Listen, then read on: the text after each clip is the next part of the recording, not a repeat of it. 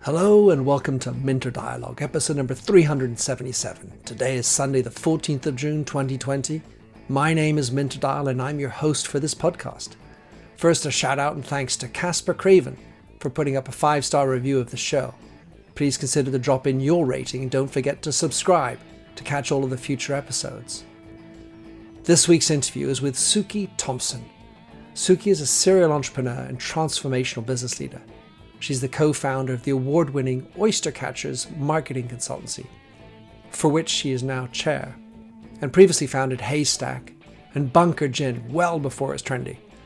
She recently released with the world-renowned photographer Rankin a fabulous book called Let's Reset, which is the name of her latest startup.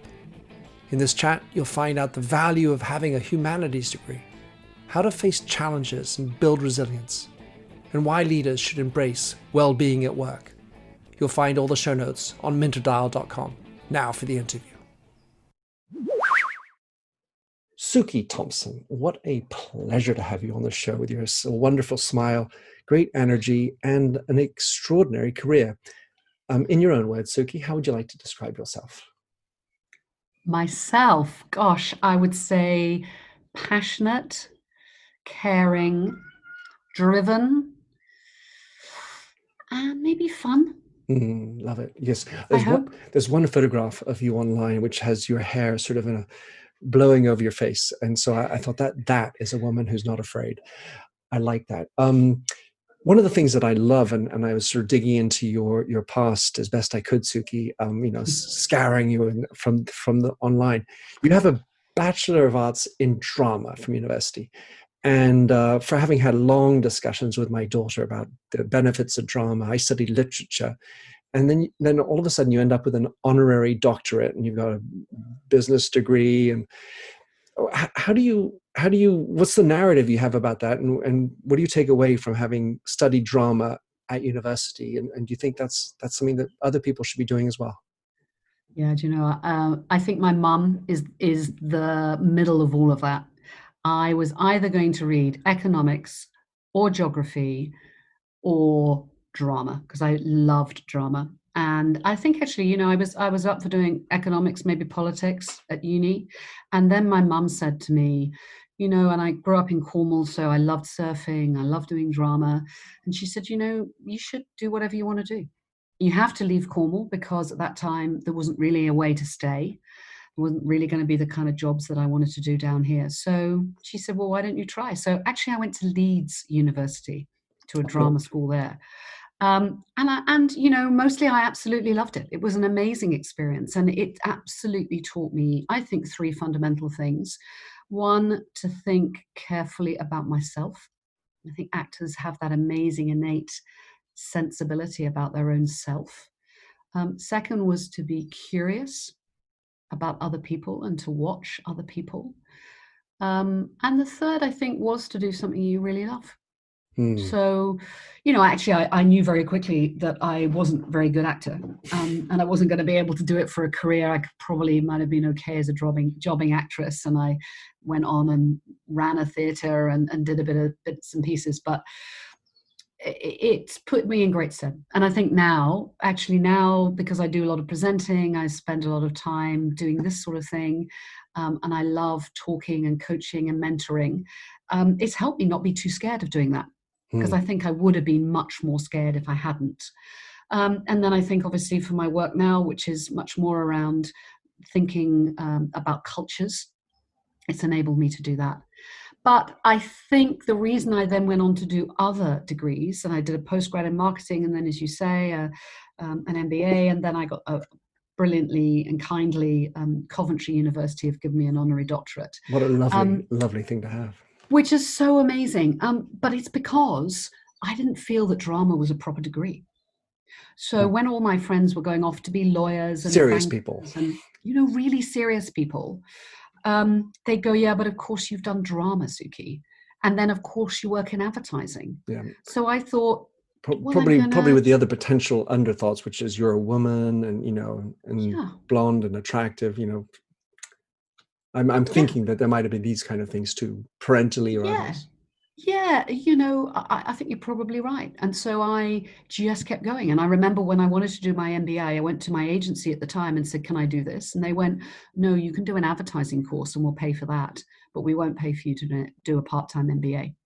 So actually, what I did was I went to a few clients, and it's a wonderful man called Jonathan Mindell who was the marketing director at M&S. And he said, "Look, you should absolutely do it. Do the dissertation on something really interesting, and we will buy the research." Wow. And so I went to 3 or 4 clients, and I sold the research that I did, which was around financial services and targeting women in particular.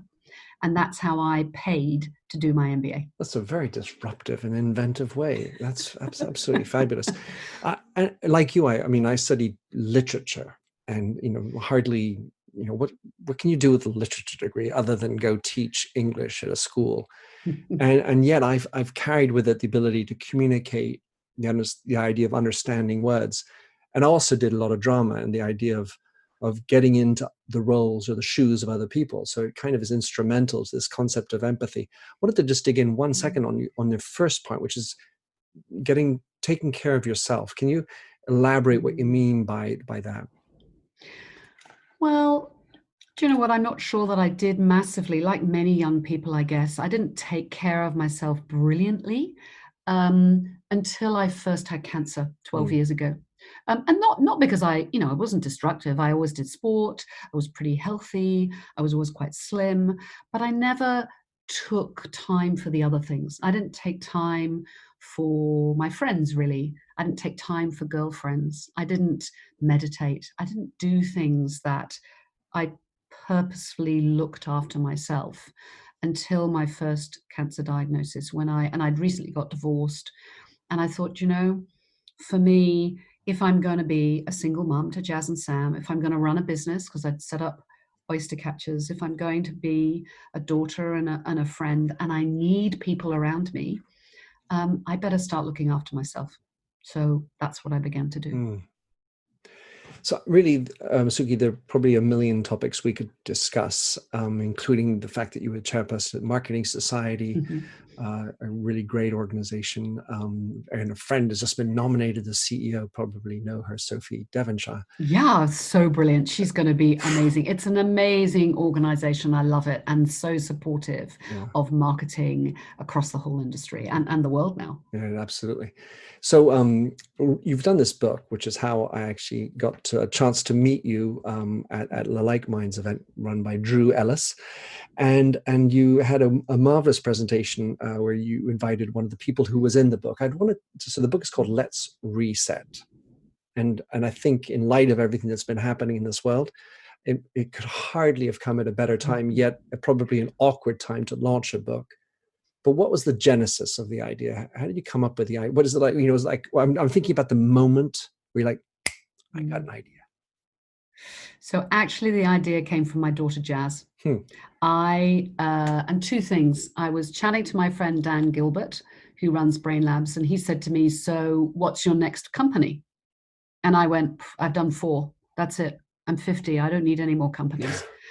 And he went, "You're 50. Of course you can have another company." Why stop at 4? So that started me in my head, I guess, thinking, oh, maybe I could do another company. Maybe I don't want to just become a Ned. Maybe I don't want to be. And I was and still am a chair of the company that I sold to a PLC, but I knew the PLC world was not for me. And then actually Jasmine was studying clinical psychology at university, and she was very aware that people were really struggling with their well-being at university. And she had begun to help and was doing some social media. And I said, well, look, why don't we just build you a platform? So you could have a platform and you could share your experiences and some tips and advice, and maybe your friends could do the same thing. And then from that, I realized that the work that I was doing, which is very much around transformation of businesses, particularly marketing companies and marketing departments, but a lot of transformation. A lot of the programs that we've been running weren't as successful as I wanted them to be. And it's because we hadn't changed the culture, either within the organization or even within the department. And I firmly felt that if you shift culture, you can shift performance. But as part of that, you needed to put the kind of well-being of people at the heart of it. So that was all bubbling on in my mind. I'd met Rankin, the amazing, amazing photographer. I'd worked with him on a book around creativity. And we both had a real passion for how could we have the conversation around mental health and well-being in the workplace. And he has an extraordinary culture at Rankin, and he's got over 80 people. Oystercatchers, for me, the culture was so important. And so I thought, well, if we're going to try and get people to think differently about their cultures and think about well-being, resilience, famous people were all talking about it. But it was interesting to me that leaders didn't really like it. And when I talk quite openly, it makes other people open up. Right. But people weren't really talking about it openly in a business environment. So that's how I got the idea for the book. And then because I'd been talking to Rankin, he said, well, he would take portraits of people. I would get the individuals and they would tell their stories. And then it came from there. That's a wonderful idea. I mean, it's remarkable how, well, I want to just tie some dots together that I'm listening to Sookie. And the narrative in my mind is, wow, you have a very integrative way of doing things. And I'm going to spin back the yarn. So your mother and drama, and then all of a sudden writing a thesis for clients, paying to write the research for you to go to school. So that's such a collaborative, businessy, but it's a mesh that gets you through. And then here you've got, a portrait, I think it's 100 people working with Rankin, and it's just this whole sort of pool of people that you're working with and organizing things together. And I think that's about a culture in the way you're operating in everything you do, and bring that in. So that was just feedback. Thoughts. It's really, no, do you know, it's so interesting. I hadn't thought about it in that way. It's we're doing this, we're still in lockdown. Lots of people have said how lovely it is to meet people's children and see inside their houses. Well, all my friends obviously have met my kids, but most of my clients have. A lot of my work colleagues have met my children. And I kind of find it fascinating. And, even I was doing a live Insta with Rankin and then Rose McGowan on Monday. Nice. And Jazz was there helping me make the live feed work. And, Rankin knows Jazz. Rose McGowan's like, oh, hi, Jazz. And she didn't even know, hadn't met her, but she knew of her. I hadn't really thought how much I bring everything together, but it is what I do, I guess. And I sexist comment possibly en route. Kara Swisher, the marvelous journalist who's going to be on our show, she brings her two children into her very well-known podcast, Recode Decode, in the States. So them. And I'm just thinking that there's something about allowing the personal to enter into the professional, which includes, by the way, my own weaknesses, my own personal worries, into the professional space. It just seems to me that it is more likely to happen if it's a woman. Yeah, I think you're right. I do think you're right. I think, interestingly, in Let's Reset the book, it was much more difficult for me to get men to come and open up and have a conversation than it was women, which is the complete opposite in many ways of some of the rest of my life, where I spend lots of time bringing chief execs, marketeers onto stage to talk about what's happening in our industry, how important commercial conversations in that environment, for every one man I ask, I have to invite about 10 women.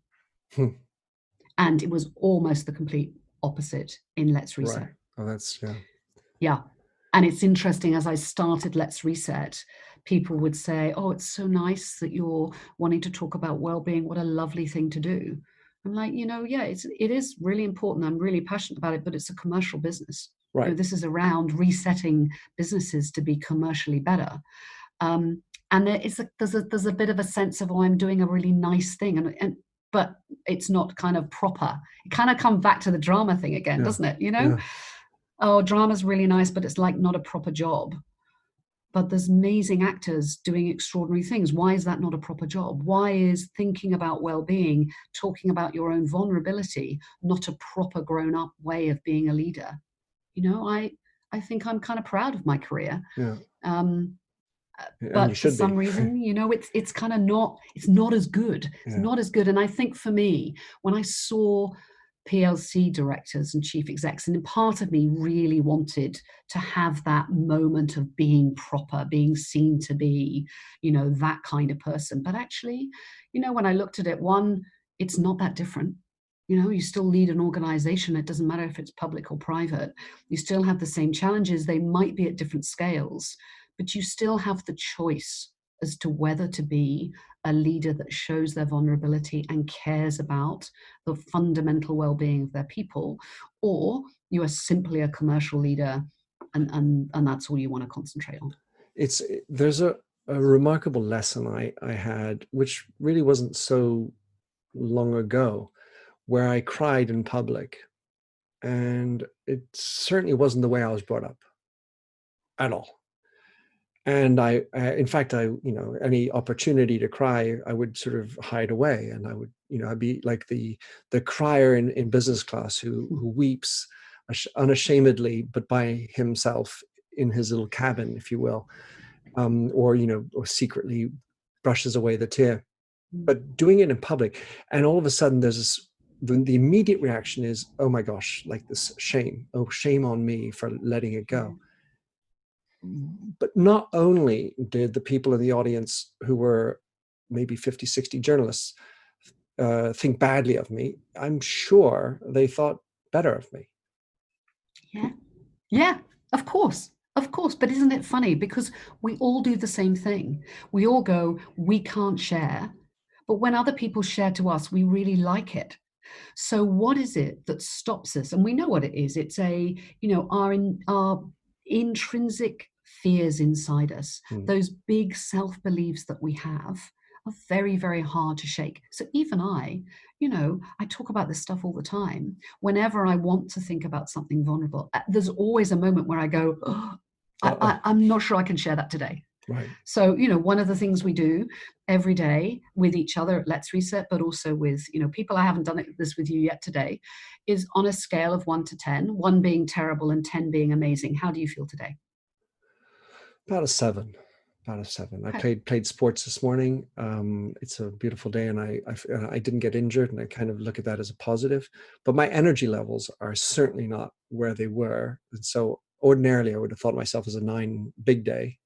And I'm having a chat with you, but I'm definitely in a lower, and my wife, by the way, remarked it just before about last night. And so, yeah, I am trying to take stock of that. And my road through this has been to make sure I take care of myself, which can be parenthetically looked at as an egotistical activity. But I really have I've been actively looking at ways that I can spend time on me to be okay, and then checking in with myself, because I've had I had some very bad news recently, and I just collapsed in tears, and these things well up, and so I just let it go, and then I cried again afterwards, and I kept on crying, and I think that probably is symptomatic of something underneath as well. When you need to cry, it wasn't even my situation; it was a friend's situation, which was just as terrible, and so I was shedding and sharing my grief through theirs, and so. Yeah, I'm a 7 today. I think I'm good. That's quite good compared to my normal day. Well, you know what? A 7 with all that going on, that's a really good score. And it's okay, as you said, it's okay to not be okay. It's okay to sometimes not be a 7. It's okay to be a 2 or a 3. Yeah. But sharing that sometimes helps. And it helps people around you, but it does help. And I think actually, when you're in an aeroplane, and they do the flight attendant at the beginning says, when the oxygen mask comes down, please put it on yourself before you put it on the person next to you. You don't go, my God, that's a really selfish thing to do you? You go, right, of course, because I need to look after the people around me. So why do you feel that looking and thinking for yourself and looking after yourself is a selfish thing? It's the complete opposite. Society's norms that sort of come through. So one of the things that I've been thinking about, if we want to reset work at scale, we're going to need to have some big names give permission for this to happen. Yep. And no offense, but we kind of need some men, because they still are running the largest, majoritarily there. Yep. And I'm thinking that most of us leaders who were programmed, if you will, before to stiff upper lip it and rah, and, I'm going to lead the troops, and, that which does not kill me makes me stronger, and all these kinds of epithets, we're going to come into a new space where I think vulnerability will be beneficial. But are we going to be able to, or are they going to be able to tap into themselves, lean into the emotions they actually truly experienced, instead of the rah camaraderie or push for shareholder value that I've been trained to do? How are we going to get them? Do you think that every CEO has an issue? That's what I'd love to ask. Look, I think we're all different, aren't we? And I think, at the moment, I think we need leaders that are and leaders. I heard this expression the other day. So you need kind of both. You need people that are really commercial and they're in tune with their emotions and they're able to talk about that. We need people that, businesses that are safe, and you need businesses that are technically, literate and using technology to their best example. So, you've got to have both skills at the moment, probably more than ever. And, in the book, we have got some men that I think have been speaking out, but also are realizing new things. So Dave Densmore is the Chief Operating Officer of News UK. Now, one of the things he said to me was, I think flexible working is really interesting, but I'm not sure that we can do that here at News. Well, during the coronavirus, they have been working like that. He's absolutely opened up to it. We're doing a workshop with a whole bunch of their staff tomorrow around resilience and grit. We've done one with them around emotional engagement. That's really different. And if you've got a massive news organization that can address well-being and, flexible working, and think about the commercial aspects of it and the implications of their culture, that's fantastic. We've got Steve Parrish, who's the chair of Crystal Palace Football Club. Well, you know what? A football club is pretty macho, isn't it? You've got a whole load of footballers everywhere. But actually, they are putting well-being at the heart of what they're doing. They're thinking about the psychological as well as the physical and the mental and the financial impact on all their footballers and on their fans and on, the whole work that they're doing. And I think, what we need is more examples of this. We've got Matt Atkinson from the Co-op. Well, the Co-op has been extraordinary in this space, and their chief exec and their whole board are talking about well-being as important as the commercial imperatives, as important as looking after their customers. And I think, it has to be part of the suite and the tools that they put at the top of the organization. I think what probably does have to happen as we come out of this epidemic, and we will probably have other big challenges that, we know that well-being was important before, but it has to carry on being even more important in the future. And whether you have a well-being officer or whether you have some external help and stimulus, it has to come further up and into the boardroom alongside all those other things and the metrics that you measure. And I don't think it's going to compromise results. I mean, in fact, no, I have to believe it benefits results. But why doesn't the city and the shareholders, because if we don't get them on board to this idea, we'll still be clipped, wings will be clipped. No, don't talk about that stuff, I want to know, what's the margin? I know. So look, we know that diverse workforce, we know that diverse leadership makes sense. There's been measurement for ages and ages and ages. Yeah, right? What are our diversity stats looking like? I mean, even though everyone's really excited, woeful. And now, because we've got other things to worry about, like commercial outcomes, we're going to forget about diversity again. It doesn't matter. The thing I think might be different. And by the way, it costs in the UK £34.96 billion a year in mental health issues impact the workplace. I mean, it doesn't really matter which number you use. There are enough stats to say it has to make sense. The thing I wonder that might change, if we can let it, is that while we're using things like Zoom, while we're doing more talking to people, the thing that has changed during the coronavirus is people have genuinely asked the question, how are you? And Right. genuinely answered it. And there are companies thinking about the well-being of their people, because we're all going through the same levels of grief, the same levels of fear, resistance, resilience, opportunity, all at the same time globally, kind of within each other.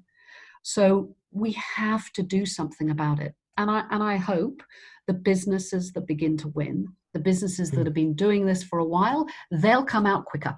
Yeah, the flippant, how are you? Good, you? Yeah, fine, is gone. Yeah.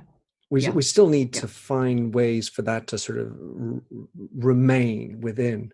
But anyway, I'm very hopeful that that kind of thing will bear fruit, that then shows that is the way. Because if we can't prove it somehow, it's going to be hard to move the needle in the city and because the way that they work. No, it is. And, exactly. But, I was talking to Carolyn McCall on Monday. She's in the book. She's they've got a whole campaign going about Get Britain Talking. It's absolutely there. And, it's really a fundamental part of their business. This morning, just before you, I was talking to Paul Pomeroy, who's the chief exec of McDonald's in the UK. They take this really seriously. They have put, their university that they can't use, they're making into a wellbeing centre because they want to help their staff.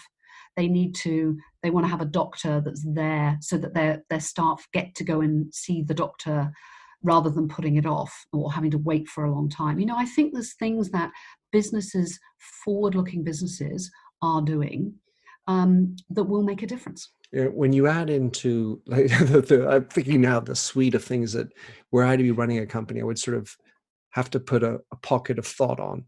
We've got well-being, we've got sleep, which is related, but another topic, but highly personal. We have eating, to your McDonald's point. How do we eat?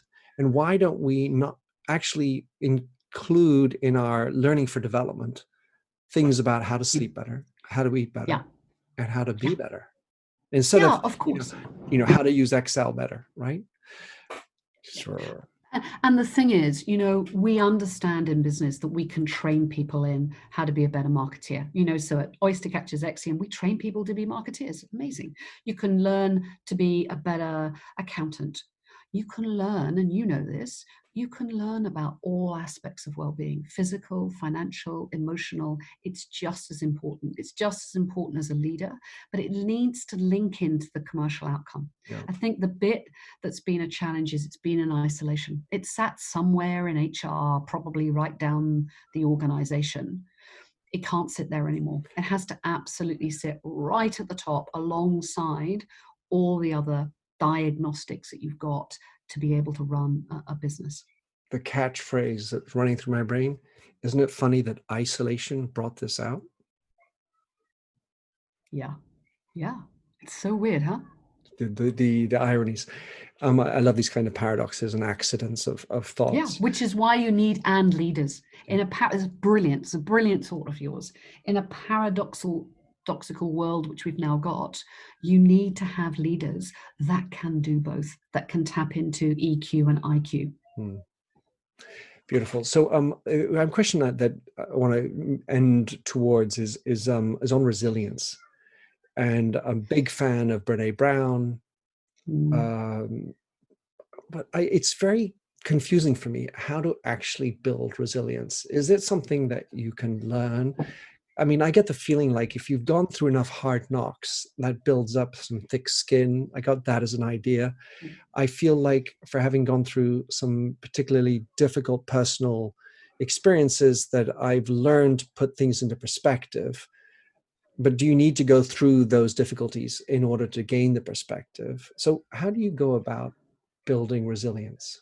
I mean, I think one of the things we talk about is mindset, and actually having a growth mindset. And I think you can learn that, and you can practice it in the same way you can practice, we talked about sport, getting better, doing yoga every day, doing mindfulness. So, I could sit here now and say, look, I'm in isolation. I've got friends that are really ill. My daughter wasn't able to graduate from university properly, and I'm having cancer treatment. That's a really shit life. Or I could say, do you know what? I have an amazing view. I live on the beach. I've put all our programs at Let's Reset. We are now running workshops. We've trained nearly 2,000 people during a 7-week period. We are helping companies reset their workplace, working with very senior leaders that we simply wouldn't have been able to do if we'd worked in a kind of face-to-face environment. My daughter is a clinical psychologist now and helping people. And my son is happy and well, and everyone around me. And I get to do a Zoom in the mornings with my second cousin who's teaching me yoga. I mean, that's kind of pretty cool. So it's the same scenario, but it is about the mindset. And I think I don't feel that every day. And sometimes I wake up feeling some of those shit things. And that's why I'm a 2, not an 8 or a 9. But I think you can really, really work on that. And I think it's not just something you can work on in isolation. You can work on it with your teams. You can work on it as a business. We do workshops on it. So I think you have to take responsibility yourself. But if you do it as a part of a suite of other things you do, you can learn that kind of growth mindset and, the ways that you can do that. The way I hear that is it's about taking perspective with a group or within a group. I think that's sort of how I digested the idea. Yeah, very good. Yeah, it is. Sookie, I think we could have probably extended this until midnight. At least I would have joyfully done so. I love listening to what you've gone through, and clearly you've had a real journey yourself. You've done marvelous things. Let's Reset. How can somebody grab that book? It's a wonderful book, and I would have loved to talk about the creative outlet, the way you've worked it with the pictures. With 3 people and showing with Rankin a very creative layout. I mean, for the creative people in the world listening to this, you've got to check it out. It's absolutely startling. And I think that hopefully people in business will also tap into it and look at this really important topic. Yeah, well, you can buy the book. You can buy it from Amazon. You can also buy it from letsreset.com, which is our platform. And there's loads of other information. There's some little bits about some of the workshops. Other people can post information or thoughts that they've got or things that they're doing around cultural change. So you can absolutely do that. At the moment, we've got a outdoor poster campaign running with great thanks to Clear Channel. So you can see the amazing visuals of this one, which is the facepalm for thinking creatively and innovation. The back of your head, which was about the fear of missing out, but now is FOMO, but now we're talking about FOGO. So the fear of going to do things, going back to work, to do lots of different things. And then the whole piece we've talked about today around expressing yourself as an authentic leader or as an authentic person in business. A wonderful triptych. And how about anyone who would like to follow you or get in touch with you, Sookie? What's the best way? Yeah, they can follow me on Twitter at Sookie Thompson. They can follow us with a P, a very important P. Yes. They can follow us at Let's Reset 1 across Twitter and Instagram. Brilliant. Sookie, thank you so much for coming on. Looking forward to staying in touch and tracking with you and remembering to reset on a daily basis. Yeah, thank you so much for having me. It's just a joy to talk to you. Thank you very much. Thanks for having listened to this recording of the Minter Dialogue Show. You'll find the show notes and other blog posts on minterdial.com. If you enjoyed the show, please head over to iTunes to give a rating and review. And to finish, here's a song I wrote with Stephanie Singer, A Convinced Man.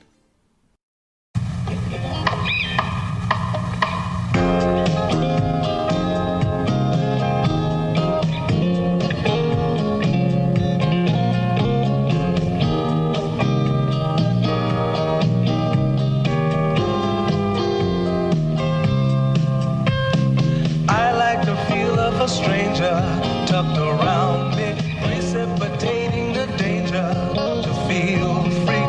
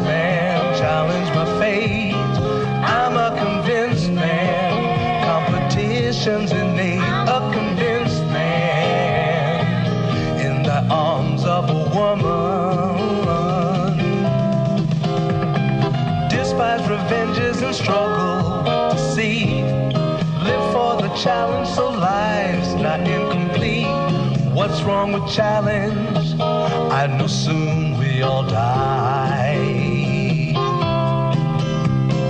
I like the feel of a stranger tucked around me, precipitating the danger. To feel free, trust in my reason, and let me show you